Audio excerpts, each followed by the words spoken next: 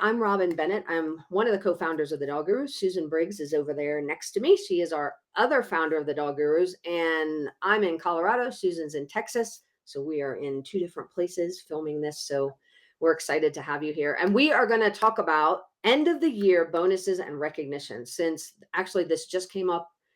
I don't remember where I saw it. I think on our Facebook group, or it might have been IBPSA's group, but somebody was talking about end of year bonuses. So we're going to talk about that and just talk about ideas for what you can consider for rewarding those team members who have been with you through the craziness of the past 2 years, 2021, really. yeah.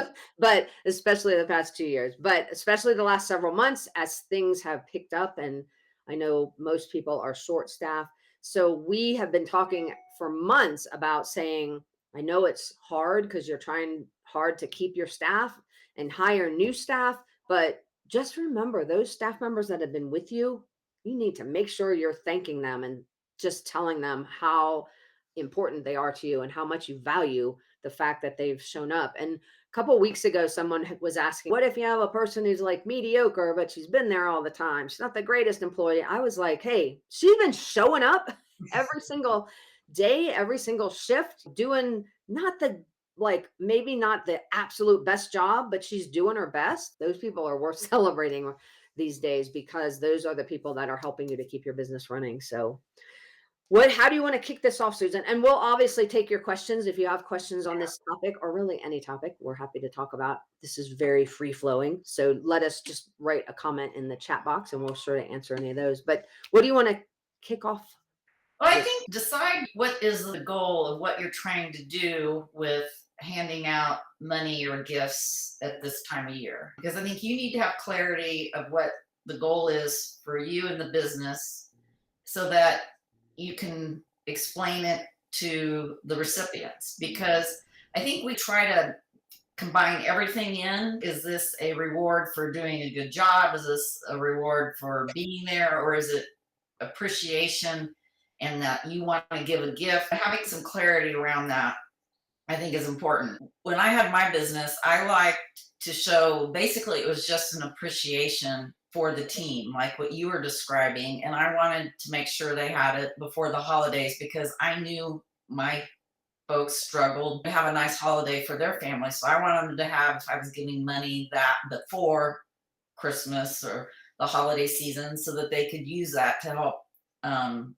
with their own holidays. So for me, it was more what you were describing as showing appreciation. And so when I would have a budget and I suggest that you decide what is your pool of money that you want to give out. And then I would look at my list of names and the amounts would differ based on what position, responsibility they had for me in my business and how long they'd been there. Someone that had only been there 3 months would not get the same, even if they were in the same job, as someone that was there for 3 years.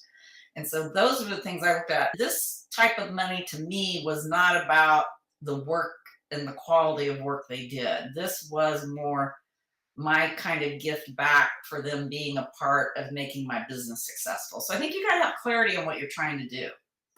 Yeah, and I think the questions are, you can have just bonuses that are, or rewards or incentives, whatever you want to call it, a pot of money. Basically, you can have that pot of money and do, hey, I'm just going to do a cost of living allowance or increase their pay for the following year or give them some kind of bonus just because of cost of living increases, which for this year has been significant, especially the past few months. So that's one idea. Another idea is to do performance-based pay. And I typically actually don't like performance-based pay. And this is totally, I'm not going to say like Susan and I have the right answer 100%. You should do it this way. There are a lot of options. We're just going to throw out a lot of different ideas. I personally don't like doing performance pay bonuses at the end of the year. I would rather it be a celebration like Susan talked about. And that's what we do with our employees at the Dog Gurus is we do it more of like a celebration of thanking them for what they've done and being with us and helping the company, especially if your company has grown or has made profit this year, then it's a celebration of the fact that they've helped you do that, whatever that looks like for your business. But you can do performance pay at the end of the year. We have some people that do that, but I would have that pot of money set aside. So for Susan and I, when we do our budget, which hopefully everyone's doing a budget, we actually project out, assuming our budget's pretty good, we're going to have this much of a pot of money that we can distribute to our employees. So we actually put that in the budget. And then obviously, before we pay it out, we talk about, was our budget realistic? Do we need to give less because we don't have enough money? Or do we need to give more because we did better? So you can adjust that. But planning for it helps you to make sure you're not forgetting about it too. And that you're just like everything, if you're planning for it, you're more likely to hit that goal because you have a goal that you're striving for. So so that is, I think that's a really good place to start, is just to decide what do you want to do. And I also think I think we get caught up with like fairness. It's not Right. necessarily a bad thing, but it's nice to be fair to everybody. But I do think you have to look at who has been there, how much, what they're doing, what the responsibilities are, part-time versus full-time. They're working different numbers of hours. And then, like Susan said, maybe you have someone that just started, maybe they're not going to get any bonus. Like they might not. But if you had someone that was there for the entire year, that has stuck with you through all of this COVID craziness, I would be looking to make sure you reward them. But you don't have to give every single person exactly the same amount, or it doesn't even have to, it's whatever you want to do. There doesn't have to be a rhyme and reason that you're going to say, this is how I came up with this number. It's nice if you can do that, but you don't have to do that. So don't feel like you have to justify, this person's getting a little less than this person and I need to tell them why. You don't. They're just going to be happy they're getting a bonus, Yeah. whatever that amount is. So we did have a question here really quick. Oh, Jennifer, you were out near my area and didn't say hi. That's horrible. You should at least texted me. I would have come and met you at your remote cabin in the woods. All right. That has nothing to do with anything. Let me get back to the questions. So somebody said, okay, it was Jennifer also, worried that we give more money this year as an incentive than usual because we will be expected to give just as much each year after. Yeah, so I do think that's a common thought. I would just say, when I'll speak for the employees that I talk to, because Susan and I have different people under us. When I talk to my folks and I tell them that they're getting a bonus or a gift or whatever, I always tell them, hey, don't expect this every year. We don't know what it's going to look like. I literally say that to them. And I actually don't think that most of your staff thinks that way. I do think that we have that in our mindset. Like, we're going to need to make sure we do this. And frankly, Susan and I plan to give them at least the same amount next year. Right. We do plan for that. And so but I don't know that if we didn't hit the goals and had to go to our employees and say, hey, I know we gave you more last year, but this year, frankly, we just didn't do as well. That's what I would tell them. I'd just be honest with them. And I'd say, we're doing what we can.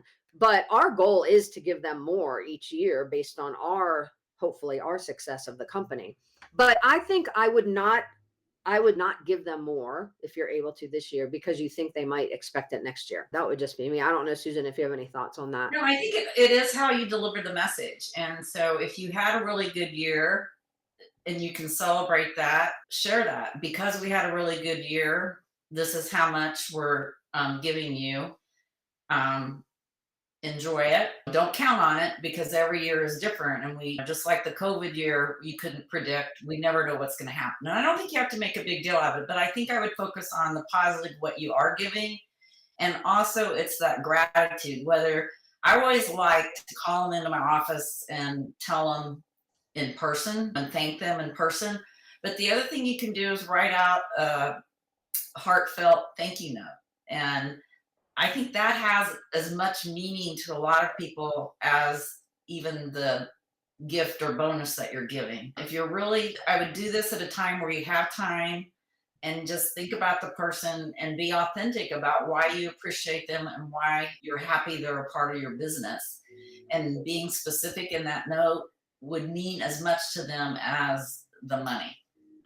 Yeah, and I will say the Dog Gurus is a virtual company, so we very seldom tell our people in person because we just can't. We're all over the United States. Our staff's all over the United States. The only time we're really together and that's usually just our coaches are together when we have a live event, but our administrative team, we never see them in person, or very rarely see them in person. So they usually do. I called one of my employees the other day to tell her she was going to get a pay raise next year. I haven't talked about bonuses. We haven't discussed the bonuses yet, but that's a phone call. But then throughout the year, I do try to send a note to them as well. And I'll say, for those of you that are sitting there going, we just opened and we don't have any money and COVID was horrible, like, you don't have to give money either. Don't feel like a bonus and rewards has to be monetary. So obviously, if your business is doing well and you can share that wealth, that's awesome. But it doesn't have to be money. It's more about showing appreciation and value and recognition to staff members. So it could be just a thank you card that will have value to the people that you're thanking. If it is, like Susan said, if it's heartfelt. The other thing that we do a lot of, and we do these for prizes as well, but I talked about this on another call, is if you guys use a credit card for your business. So we have Chase as our bank, and we pay a lot of our own individual stuff on the credit card. That racks up a lot of points. We convert those points into generally Amazon gift cards, but you could also do Visa gift cards. You could do all kinds of gift cards. You can do food gift cards. Like most credit cards now, whatever point system or incentive system the credit card company might have, you can usually go online and just buy those in the form of gift cards. And so we use those a lot. So it really doesn't cost us anything. We're using the points that we're getting from our credit card expenses, and then we're turning those into gift cards. And then we will just periodically give those to our staff. We also give those as prizes to our clients as well. Or in our Facebook group, you'll see us just randomly pick somebody and go, we're sending you a gift card. You could win one of our gift cards. Exactly. You could win one of our gift cards just for being in our Facebook group and being kind. So those are other options that are that don't cost anything. If you are, with most of you guys, you're going to see your staff because you're obviously working in a facility. You could also just make cookies or bread or whatever. Like most of your team members are going to like food, obviously. So don't think that everything we're talking about has to be monetary, because it doesn't. All right, so Victoria had a question, and basically, she has drivers making daycare pickups in company vans. They oversee the pickup group at daycare. And then she has two behind the scenes people who make the day's work, scheduling, client retention, client onboarding. Most clients hand off envelopes to staff at pickups, so in the form of tips. And she wants to pool all the tips, which is a good idea in certain situations.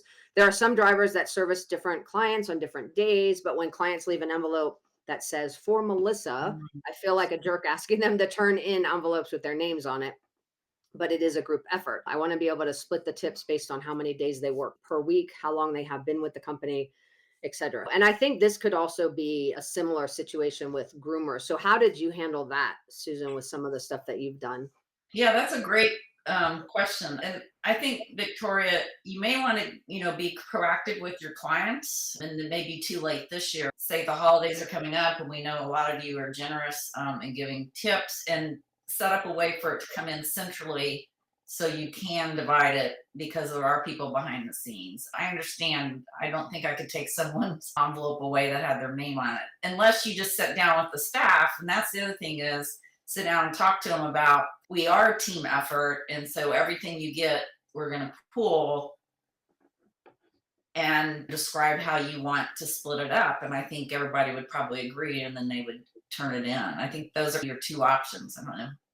Yeah, I do think that's a challenging one, because you may have somebody that really wants that money to go to that specific person for whatever reason. They've built a bond with that person or whatever. So I do think if that person's name's on it, it becomes a bit of a challenge. But I do think that's educating your clients to say all tips are pooled. So if you want to give a tip, it will go into the pool. So that might discourage them. They might still say, no, I want this specifically to go to Melissa or Susan or whoever, but hopefully that will eliminate some of it. But I think that communication does have to happen on both sides, so that your team members know as well that's how you're doing it. And I think in the long run, that's going to probably benefit everybody a little bit more. So if you can get them to work together. But I do think that's a sensitive topic, especially when they're face to face with that person. And it's not something that's just happening at the cash register, which is where most tipping happens, is when you're actually having them check out. It's a little bit easier to control then, because it's just a generic button they're pressing that says, oh, tip, and then it goes into a pot. I will say though that we had this question come up, I don't know, maybe 6 months ago.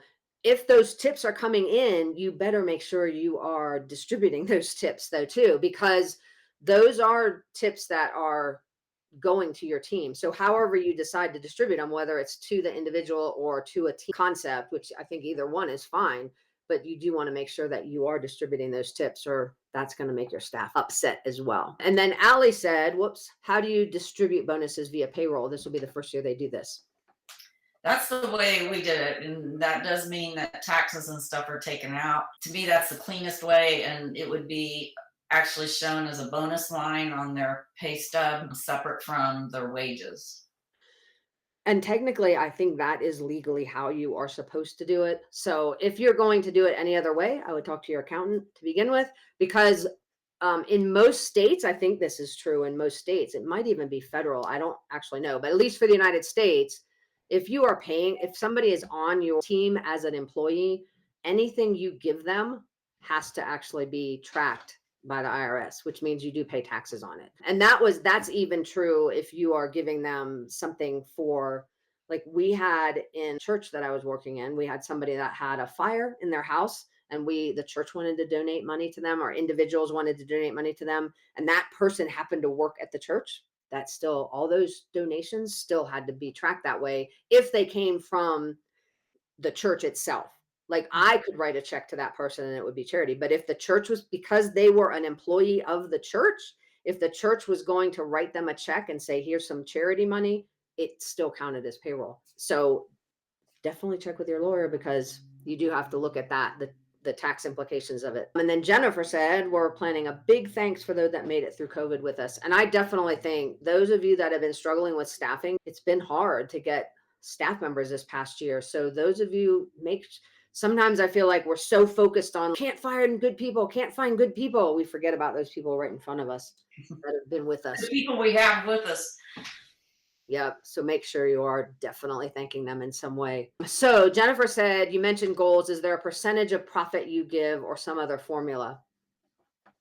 We don't really have. Yeah, I would just look at overall for your business. And I also did consider what their wages were. I didn't want it to be so significant that they did depend on it, but I wanted it to be meaningful enough. I think overall, we want your payroll that would include wages and bonuses to be 50% or less of your revenue. So you want to make sure you're staying within that budget. But you can also look at maybe how much did your profit grow year over year, and maybe allocate a percentage of that back to your team. I think for every individual business, this could be different. Yeah, and I have seen people, this isn't completely on the same subject, but I have seen people where they say, okay, this is the pot of money, and then they use a percentage of like hours that person worked to figure out if you want to be fair across the board, which again, I don't necessarily do it this way, but I have seen people where they're like, okay, we have 10 employees. They've all been really good. We want to reward them all. And I have this much money. I have seen people just say, I'm going to take a percentage of how many hours that person worked, and they're going to get X percent of that money. So it basically, they're awarding the portion of the bonus based on how many hours the person worked. You could also do that based on the pay rate of the person as well. So I've seen that, but in terms of total amount, I haven't seen any real percentage with that, other than, like Susan said, the overall percentage of your payroll. I would calculate it into that. I will say the one thing to keep in mind this year is that inflation is up by, I don't even know what it is, like 8 or 9% right now, I think. Isn't it, Susan? Thinking about that in terms of, and again, you might not have the revenue to do this, but thinking about, hey, we're going to give you a little bit of a bonus, or this could go into pay raises as well next year. I think we talked about it with that as well. But because inflation is high, your bonuses might be a higher percent than you have done in the past. Because in the past, cost of living was in the 2 to 3% range. And this coming year, cost of living is going to be a lot higher. So that might be something to consider in terms of percentages too. So Carrie talked about budgeting a pool of money helps, but it's also helpful to tie staff performance into the pool. So this is an option if you want to look at the performance tying performance into what they're doing. So come up with a criteria they have to meet, like a safety record or collecting payments or being conscientious about supply waste. When they see the bigger picture, it helps them to understand that they contribute to the company's success. And that bottom line is what feeds the bonus pool. So that's a really good way. If you can show them tangible ways that their effort adds to that bonus pool, so there's more money at the end of the year. I love that. I think that's a really good idea. Which reminds me of, did I ever tell you about this GP when I was in Hardee's? No. So, so my very first job, I worked at Hardee's, and I was a employee, obviously, and then became a supervisor. So they wanted me to go to assistant manager school, and I could probably be like a high level Hardee's corporate person by now, but I You quit. would have missed you. I know. I quit and went to college. So I stopped working at Hardee's when I went to school. But anyway, when I was in Hardee's, we had one manager who would walk around all the time talking about gross profit. I didn't really understand what she was talking about at the time. All I knew was she got really mad if we gave out too much ketchup or too many napkins. That was all I know. And then she'd always be like, GP, GP. Like we made fun of her because of that. Now I understand. Now as a business owner, I understand what her point was. She never really made it that clear to me. All I knew is she was just fanatically crazy about giving out too many ketchup packets. That's what it translated to me in my 16-year-old, 17-year-old mind. But her point was along the line of waste. Her point was that if somebody was like, "Do you want ketchup with that?" and I've been to Hardee's or Oh, I don't go to Hardee's much anymore because of that, but because I worked there too long. But I'll go to McDonald's and you'll ask for extra ketchup and somebody will grab a whole handful and you throw them in the bag. And then every time to this day, I'm in my 50s now. To this day, when that happens, I'm like, somebody needs to know gross profit here. There's like, I only needed one ketchup packet. But anyway, to Carrie's point, that's like totally side note. This is what happens when we're on Facebook Live. But anyway, to Carrie's point, if you can get them to understand, like, if you can lower your expenses, then that money that you didn't have to spend on supplies because you're being judicious in how you're using your supplies can go into the pool. I think that's awesome. I love that idea. and that's like going back to what is your goal? If your goal is to say that at this end of year amount is for performance and individual performance and contributing to the company's success, that's a great way to do it versus what we started out talking about was just the gratitude for service. So that's why I said, know what your goal is with this pool of money so that you can explain how it's being determined and given to people. That's what people want to understand. Yeah, I like this idea too from Barbara. She said, I send thank you notes to their home so their family and friends know what a great job they're doing and how much they appreciate it. I love that. Yeah, that's a great Because idea. I think they always say praise publicly, assuming that people like public praise.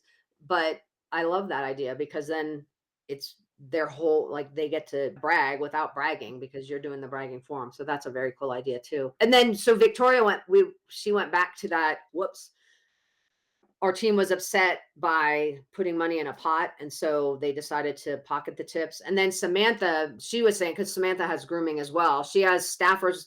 If the tip has the name of the person on it, it goes to them. But if it says absolutely perfect, which is her grooming business, then it goes into the pot. And I think a lot of that has to be somehow getting the message to your clients that you are distributing tips across the board to everybody so that you can eliminate hopefully them just thinking they're only because it may be that your clients don't know. Now, it could be that your employee said to that person, "Hey, if you give the tips right to me, I get to keep it." It could be that. But I think there's still like that other level of communication to making sure your clients understand how the tips work. And honestly, I don't know unless it's happening a ton, I don't know that I would get too concerned about it other than just trying to do a good job of communication with it. So Jennifer said we run an extra payroll as paper checks so we can put them in a card. Oh, that's good. So that's going back to that question of how do you pay the bonuses? So they pay them they still pay them on payroll, but I like the idea of it's not going right into their bank. They do paper checks so they can put it in a thank you note. So that's really nice too. Let me see. So my gosh, you guys have a lot of questions. You're like all chatty today. Which is we love it. So Allie was like, this is what we figure, gift cards and things, I'm guessing that are just extra. I'm not sure if that goes back to the bonus or the payroll situation. We basically treat those as extra. Right. We don't report the gift cards as part of their income. Yeah. Oh, and here's Jennifer's just thinking. So I'm just going to read this. I haven't read it yet. Interesting issue from the employee perspective. You work extra hard in maintaining relationships with clients and perhaps see other employees don't make as much of an effort. Pulled tips can certainly create grumpiness. I do think there's an issue with that, but I also think that is a communication issue, that Yeah. your whole team communication process and your communication process with your clients needs to be looked at. Mhm. And then she said, especially if management is ignorant of what happens on the client side, would maybe need to send out far more pointed client satisfaction surveys and reward more. And I think that goes into what your whole system looks like. Yeah. If you What go do back you to restaurants, I think wait staff know that some of their tips needs to be shared with busboys. It's building that whole, it takes the team to do what we're doing, because you wouldn't have the dogs in the van if you didn't have the people scheduling and taking reservations that were part of the office team. And maybe the office team gets a bigger percentage of pool tips because that individuals that drive the vans are getting some individual tips that the office people don't have access to. I think it's just knowing and setting up a system to keep it as fair as you can, and so that everybody knows, and let them have input to talk about it. And I think that's what's really important. Yeah, and I think, did we talk about the game of business open book management on Facebook Live? We should probably have Courtney come on and we can talk about that sometime. But with our Profit Network coaching clients, we did a session on open book management. And there's a book called The Great Game of Business, which is worth looking into. That is the book that essentially helps you to understand this process of open book management. But in a nutshell, because I know we're running out of time, so we're going to cut things off soon. But anyway, the process is to sit your team down and go through a process of teaching them what it means to run a business and what how everybody's part plays a role in operating that business, including showing them some of your financials. And there's a process of doing this in a way that you're not giving them everything and you're not overwhelming them, but you are teaching them some business concepts. And Jennifer had mentioned the gross profit thing explanation is a great idea. Most employees have no idea what the actual cost of running a company is, which is true. So this whole idea of open book management, which is you're managing your company in a way that you're helping the employees to understand what it takes to run a company. And again, check out the book. The Great Game of Business is the name of the book. I forget the author, but it'll help you to see what that looks like. But we know of a few of our members that have implemented this, and it makes a world of difference to your team members to understand, like, when you raise profits, when you raise salary, when you raise weight, what does it cost? You raise Right. price. That's it. You're raising prices, that you're not pocketing all that money as the business owner. Like, they understand that you have to raise prices sometimes because all your costs are going up. You need more money from the clients in order to pay higher wages, in order to pay for inflation costs for all your supplies. And yes, you might be taking an increase as well, but your staff starts to see that how everything affects everything else within the system. So that's something to look at as well, just for overall as maybe a goal for next year to work towards in Yeah, your. and I think we talked a lot about giving bonuses and splitting up tips. You don't have to, you can create an experience for your team to enjoy together. You could go bowling or to a movie or do like a white elephant exchange. Those kinds of things are fun. Couch it still as you're having gratitude and wanting to spend time and enjoy each other and have a good time. So it can be an experience. It doesn't have to be money. We do talk about when you hire people, getting and know what their favorite things are so that you can give personalized gifts, because find out what their favorite restaurants, what their hobbies are. So if you have a gardener, you may give a plant or some gardening tools. It's finding out and making it personal to something that they would really like. So it doesn't have to just be cash. Yeah, and Jennifer said the escape room. So that's actually a Yeah. really fun thing to do. And now they have those axe throwing. I'm hoping to get my family to do that at Christmas when they all come out. But that's been very popular. I've seen a lot of businesses that do that. They go and do the axe throwing thing. But you could do what is super inexpensive is like miniature golf or what, as my husband calls it, goofy golf. I call it miniature golf or putt, but that's just fun. Just going out as long as it's not super cold or super hot. Doing it at a time of year when it's nice out, but doesn't have to be super expensive. And some of those things, we're actually doing whirly ball is another one. If you have that out in your area, whirly ball is like a combination of hockey and basketball and bumper cars. So Okay. anyway, it's really fun though. Anyway, any kind of experience like that is something fun. All right, a couple more questions and then oh yeah, so Jennifer said she just went axe throwing. Super fun. Exactly. I think it's super fun. Jennifer Wolf Pearson said yes to open books. So yeah, they do open book management. And okay, Jean said if pulling tips, let's say for boarding, when do you distribute? End of the month or end of the week? I would personally do it end of the month just because I don't want the administrative burden of doing it and for Yeah. the end of the week. I don't know, Susan, if you have a different idea for that.